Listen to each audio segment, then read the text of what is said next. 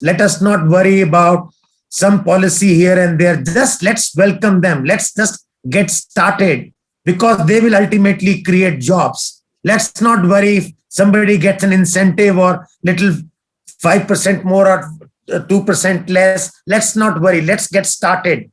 I think that we should not miss the big picture, because the time is now. You cannot miss this opportunity.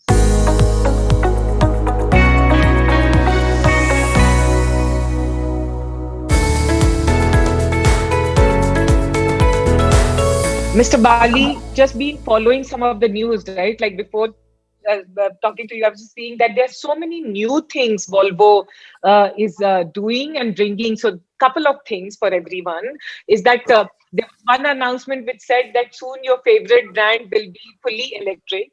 There was the other news about that subscription and subscription model you're rolling out in Delhi.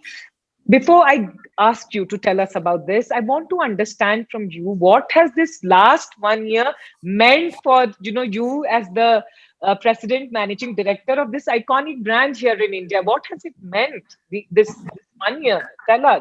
Yeah, Shradha, that's a very important question, and I think a good reflection on gives us a chance to reflect on the last 15, 16 months. I think the COVID pandemic took the entire world and the industry across board by surprise. In fact, we were all shocked and dazed. And I think it has actually impacted everyone, the entire population around the world for most part of 2020, especially. Of course, things are still not normal, but at least half of 2020 was highly impacted.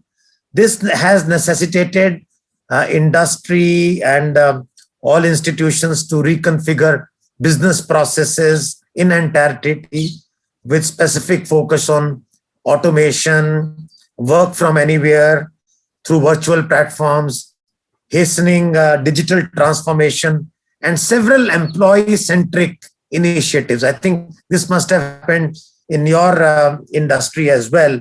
And I think this has happened deeply across board everywhere.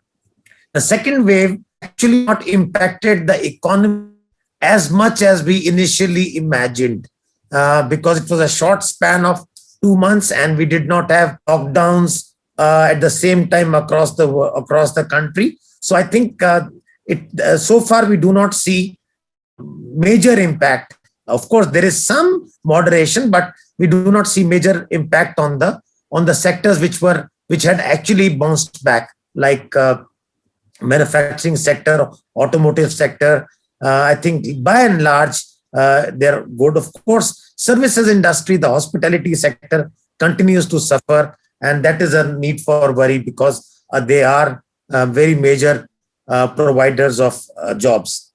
So at a high level, if you ask me, Shradha, what is my takeaway from this pandemic? I think for me, it's really a pause, a reset, and a fast forward buttons in that: a pause, a reset for introspection, and really a fast forward forward button, because now things are going at a pace which we have never seen. I mean, which we could not change for 10 years. Suddenly we are able to see. I mean, the consumer behavior was so difficult to change. Brands used to take years to change, to make the consumer shift from one behavior to another, from one brand to another.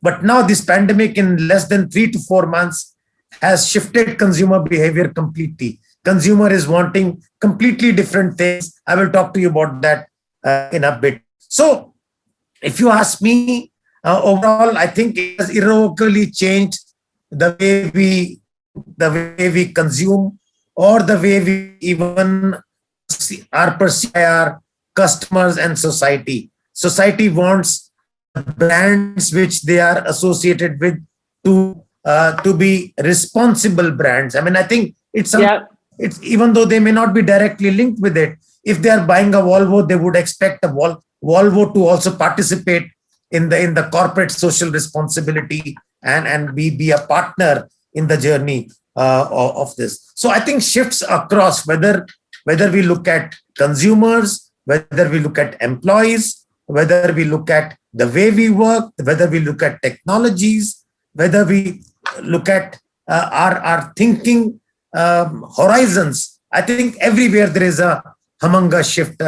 So I think that's the way it has been. And for Volvo, I think we have grown from strength to strength during this period as well. Our results have been good. We have not, of course, revenues did drop in 2020, but I think our profitability and the bounce back in 2021 from 2020 levels has been pretty good. We believe that soon we should be able to reach the 2019 levels. And of course, the world has lost 2 years of growth. The end of 21, we will probably reach, or the beginning of 22, we will reach what we ended at 2019, which means 2020 and 2021 were wasted years when it came to growth. So we will go back to, because we grew at certain levels. Then 2020, there was a contraction of 7.3% GDP growth.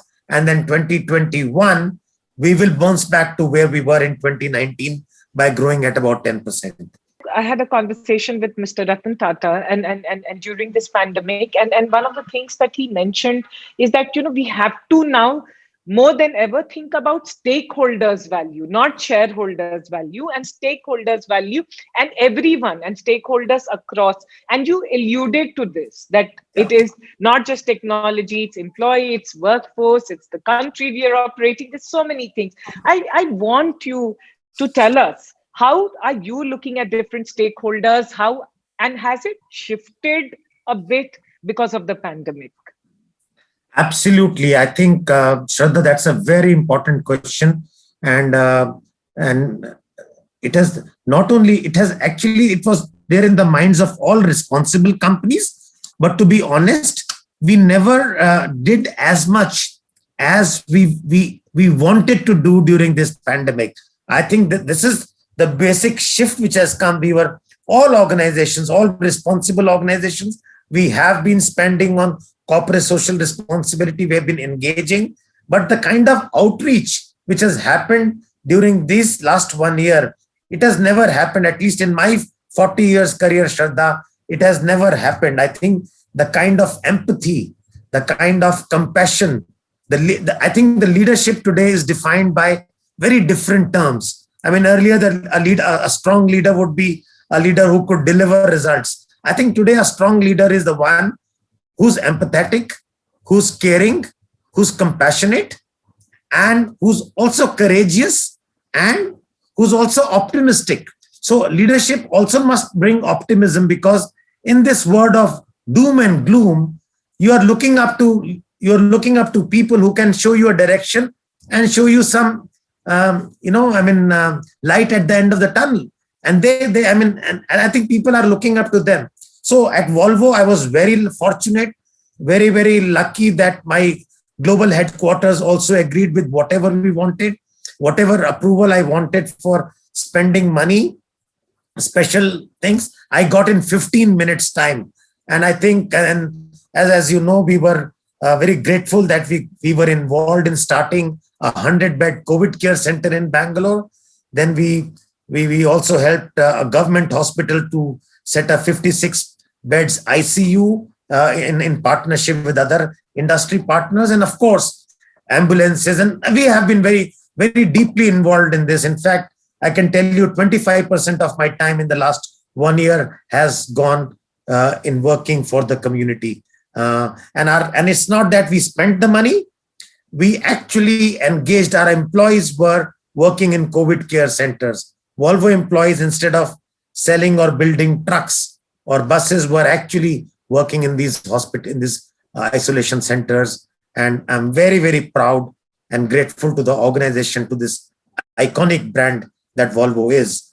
And we could contribute to us. Maybe it's the tip of the iceberg, but to some extent we could do that. So Shradha, coming back to your question, yes, the future organizations, the successful organizations will be the ones which tick all the boxes on sustainability, which is not only your products, which have to be efficient and state of the art, The second thing is it has to be climatically, environmentally friendly. And the third thing, which you have just hit the nail on, is the people centric. How are we caring about the society? And finally, how ethical are we when it comes to our business transactions, the way we work? Is there a gap between what we say and what we do? So, yeah, absolutely in agreement with you. Because of the pandemic, has there been any tech acceleration in your brand? Because it's such an iconic, loved brand. Have you seen any change because of the pandemic in how you are seeing the technology and how you're engaging in with digital? Absolutely, Shraddha. Our sector, our industry was already on the verge of very major automation drive. As you know, we've been talking about automated cars, automated trucks, driverless vehicles. We have been talking about them for the last 5 to 6 years, and we were saying so. But what's happened over the last 1 year is that all this has been fast tracked. Everything has been fast tracked because the consumer is wanting something very different. Consumer today is wanting not a product or a service. He or she is wanting an outcome or a 360-degree solution to his needs. For instance, they want complete services. They do not want just a product. Therefore, which means that no single company can fulfill the complete requirement of the customer by themselves. So which means they will have to collaborate, form networks to be able to give a complete solution. I have several examples. I will share with you those examples at some point in time. But I think this has got accelerated, and we have decided that normally our revenues are that 85% revenues come from products and 15% from services. It could be aftermarket parts or repair services for the customers or warranty services or whatever. But going forward in the next 8 to 10 years, this has to shift 50% services. And these services will be all on the back of digital, which means whether it is traffic management, whether it is fleet management, all that will be done by a company like ours. So the manufacturers of trucks, buses will also be actually performing the task of managing the entire fleet of the customer, seeing how we can save fuel, how can we give some of the, and there will be service level agreements that, okay, if you use Volvo products, you will get XYZ outcomes, and we will be responsible for those outcomes. It's not customer's headache once he has purchased the equipment. The next one could be that it will be pay and use. Maybe the customer may not buy the product at all. He may say that, okay, give me a service, provide me a bus, I will pay you maybe 100 rupees per kilometer or whatever, XYZ, and you run it for me. So you have to provide complete end-to-end service. So you are responsible for the product, the performance, the maintenance, and the outcomes, and the service level. So it's a huge shift, mindset shift, which is happening in our organization, Shradha, and it's interesting, it's challenging, but it's disruptive, it's complex, but it's interesting. Yeah. Mr. Bali, when you were saying this, just today morning, I noticed, and you'd agree because your brand is as iconic as I would say Apple. Like Apple, how the revenue or the growth trajectory has grown. It was their devices, but today a significant chunk of mindshare, future growth and revenue is coming from the App Store ecosystem, right? So it's the ecosystem, and that's what you're talking about. It's your product, but along with the product, it's the ecosystem and the digital ecosystem that you are going after. That would be a significant. Absolutely. benefit. And 50% of our revenues have to come from that. Look at the kind of mind change we need to do, the kind of competencies which we have to bring in. And from, there are many shifts which are going to happen when it comes to our employees. I think as a consequence of all these shifts which are happening. But what I like is that the young generation and our employees are excited. They are not worried. They are not scared. And I feel that it will be advantage India if we can get our act right. It will be advantage India because the starting line in the new world, in the new normal, will be same for everyone. So whatever distance others have covered before us, that will be brought to naught, and we all start at the same starting line. And India is pretty much good when it comes to the software, the digital orientation. We only have to really, obviously, we have to improve and increase our competencies and get our mindset to deliver. I think it could be an interesting moment for India, not only in services, but also in manufacturing, which I will come back in a minute, please. Especially at this juncture of our country, when we can't brush it under the carpet that we have suffered a lot. If as a leader, as a strong voice in the country, if you had to say what are some of the things that we should do at a country level to bring back that renewed sense of growth, what are some of the things you would say we need to do and deliver outcome for our country? No, I think that's a very good and a tough one.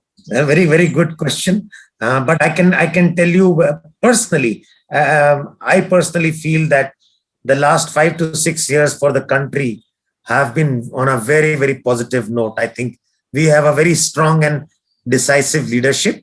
I think they are ambitious, and they have that this leadership has pride, has national pride at the top. I think so I think that this is one common common thread which I see in the current leadership. Not that everything they are doing is absolutely, they can also do things differently in a different way. We can always have different views, but I think basically, if you were to ask me, I think we have good and strong and decisive leadership.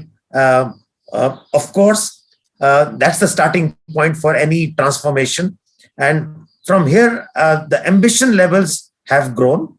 India is at crossroads where we have to decide which way we really want to move. What are the kind of relationships and partnerships we have to work on? So I think the key is that we don't live in this world in isolation anymore. We can't say that India will take all decisions by itself. India will have to decide who are the partners, the Quad, whether it is Australia, US, India, Japan.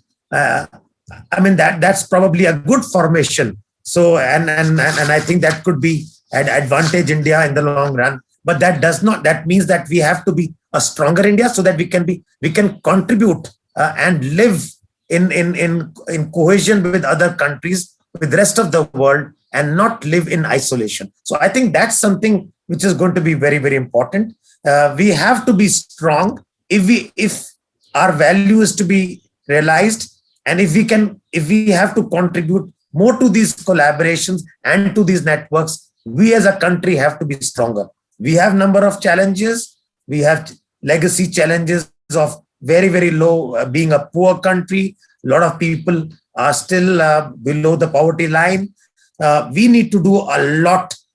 So it has to be very inclusive growth. We need to really, and this pandemic might be probably, this could be a silver lining as part of the pandemic, when you can work from anywhere.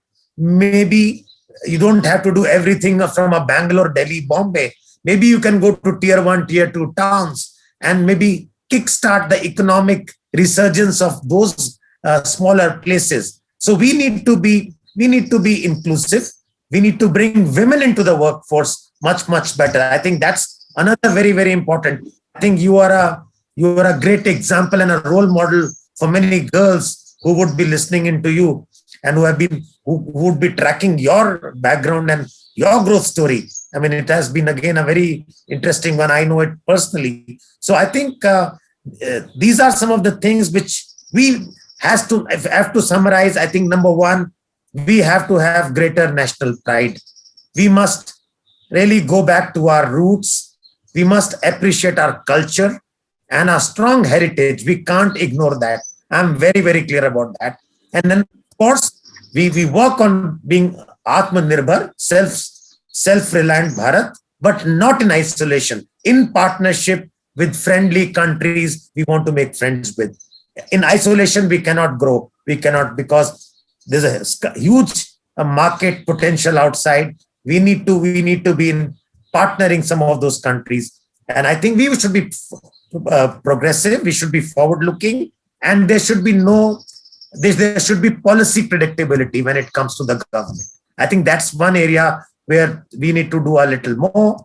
Policy predictability, once policies have been set, they should be irreversible, and we should go on. So the people investing into India should get greater confidence. I think we are on the right track. There are no major issues, but I think there could be some minor issues which, if we can tweak a bit, we can take India to a new trajectory. One of the conversations that we are having today is that if we have to grow, then we have to look at manufacturing. And you come from that world. Yeah. So let me That's my favorite topic, Shradha, and this I would have in any case spoken about it even if you had not asked me. And this is something which is very close to my heart, and it's connected with India story. I think what's happened, the best thing out of this pandemic is actually the manufacturing story.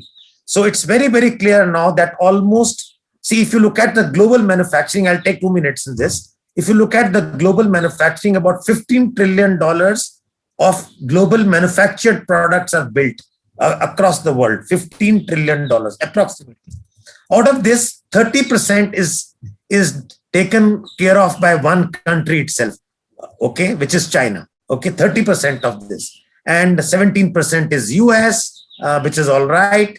And then India has only 3% of this $15 trillion. We have 16% of the global population, but we are only 3%. So we are punching below our weight.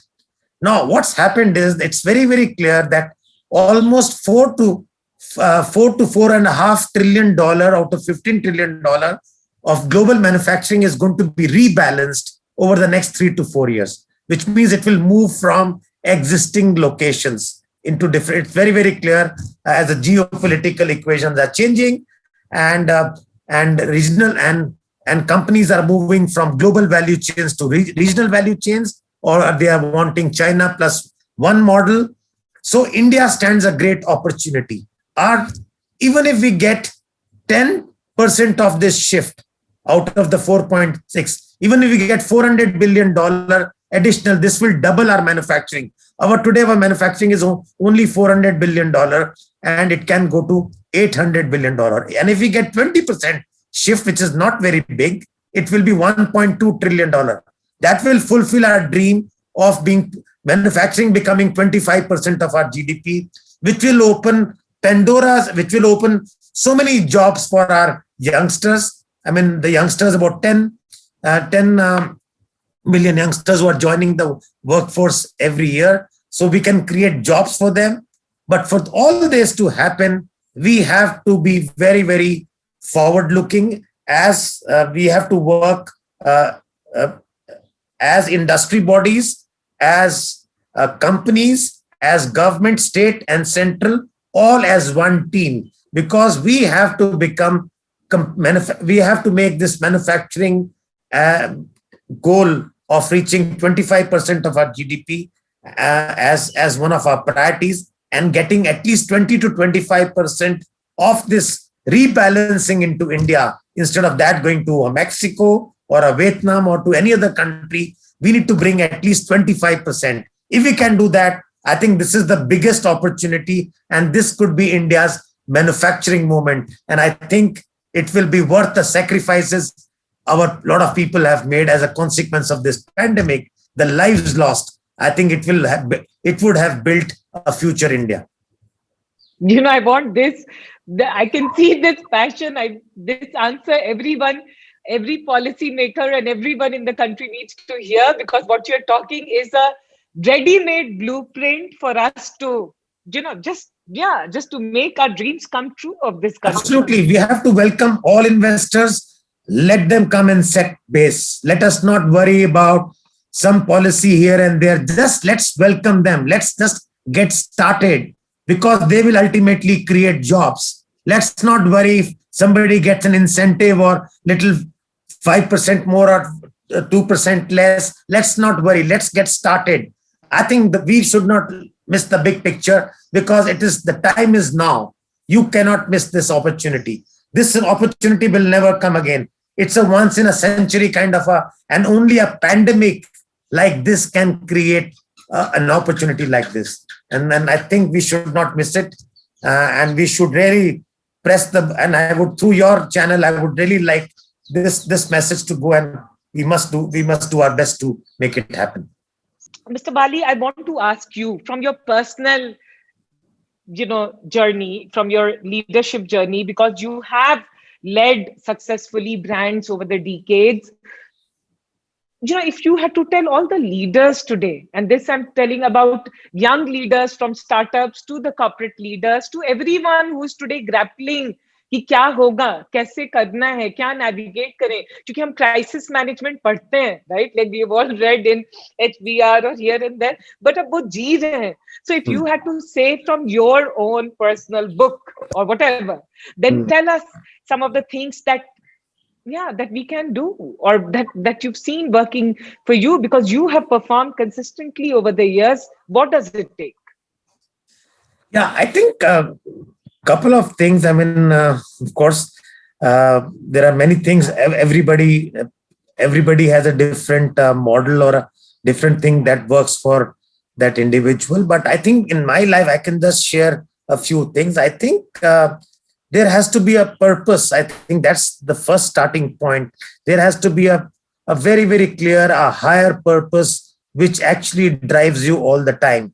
And I'm sure same stories is yours. A very, very strong purpose, and I think that is because what purpose does is actually during good times and during not so great times, it's the purpose which keeps you focused. Purpose doesn't let you go astray during very good times. If you made lots of money, if you done very, very well, purpose brings you back. That keep yourself grounded, and in case things are not going your way, you still know that, yes, I will remain stuck to my purpose, right? So I think that's very, very important. And we need to review our purpose every 5 to 10 years, because it can change, because your horizons might change. I think that's the first thing. Second is very, very clearly, do not stick into your comfort zone all the time. I mean, and that's something which, I believe for sure that whenever you're doing so well, whenever you're doing well, that is the time you should leave that on a high and take another new challenge, which means leave at a time when you are on your high and not at a time when you are not doing very great. So you have to kick your comfort zone and get into challenges which you always wish to do, but you did not have the courage.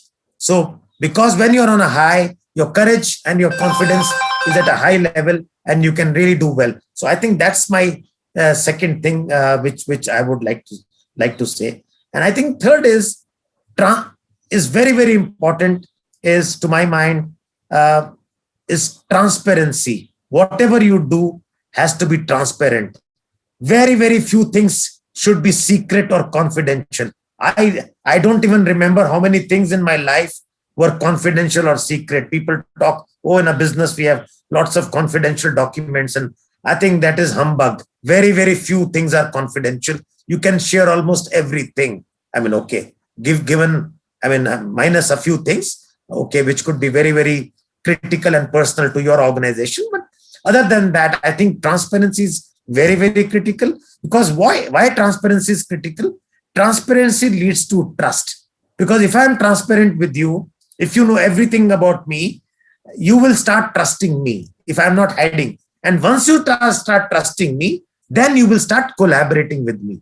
And collaboration is the key today. If you want to collaborate, I always say TTC, transparency leads to trust, trust leads to collaboration. So I think so these are the 3 or 4 things I would say. I would not like to give them a whole huge laundry list.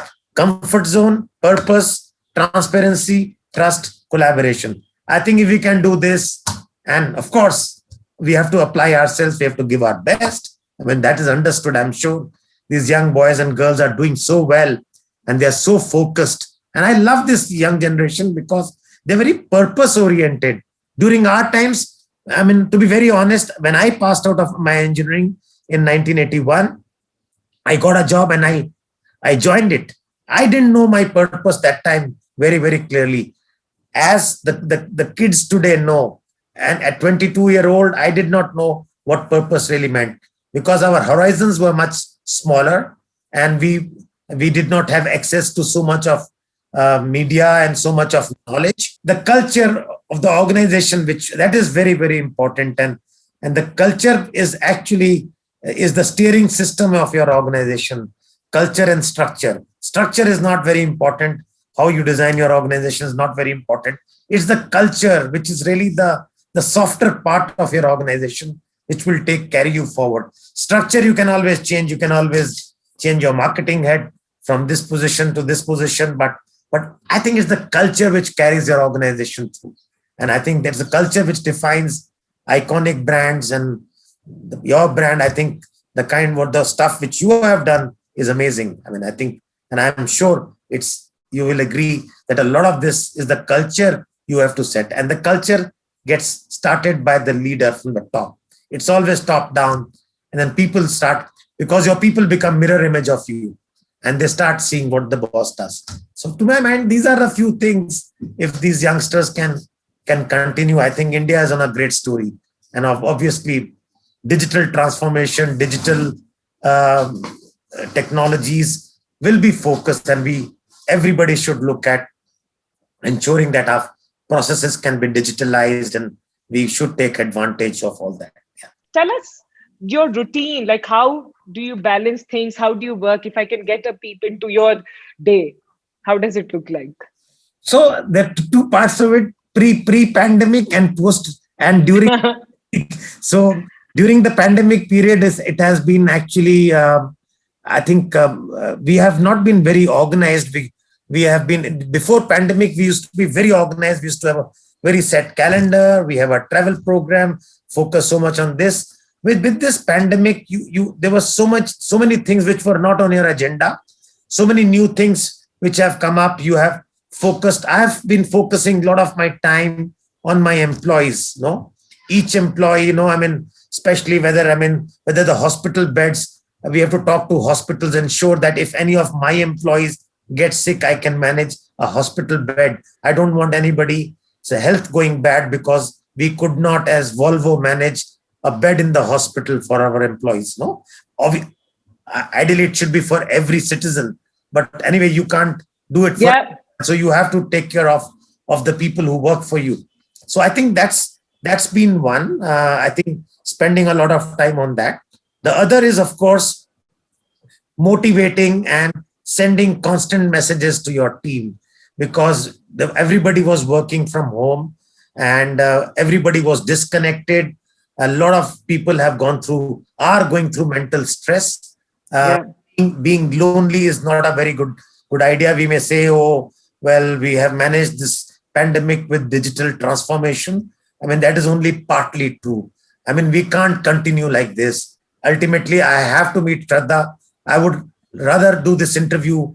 No problem with this. We can see, listen, hear each other very, very well. But I think it's a different fun and you get that kick if you are talking. So I think we will have to go to hybrid mode of working, where a good mix of digital and in person has to. So I think that's been very, very important. So messaging people, talking to people, talking to our teams. Our country management team is a great team which we have. We are a 15-member team which I lead, and each one looks after their area of competence. So we have ensured that every 15 to 20 days there is a message, either a town hall or a digital message, or otherwise talking to teams, talking to people. So that is what we have done.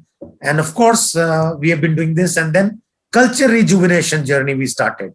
We wanted to tell people that they are cared for and they are listened to. So I think it was very, very important during these times that it is in normal times we say it is understood because we meet people, we pat them on their back, we move along. Yeah. But now everybody is digitally connected. So you had to send some of these messages, and then over the weekends, whenever there were no lockdowns, I took a little bit of.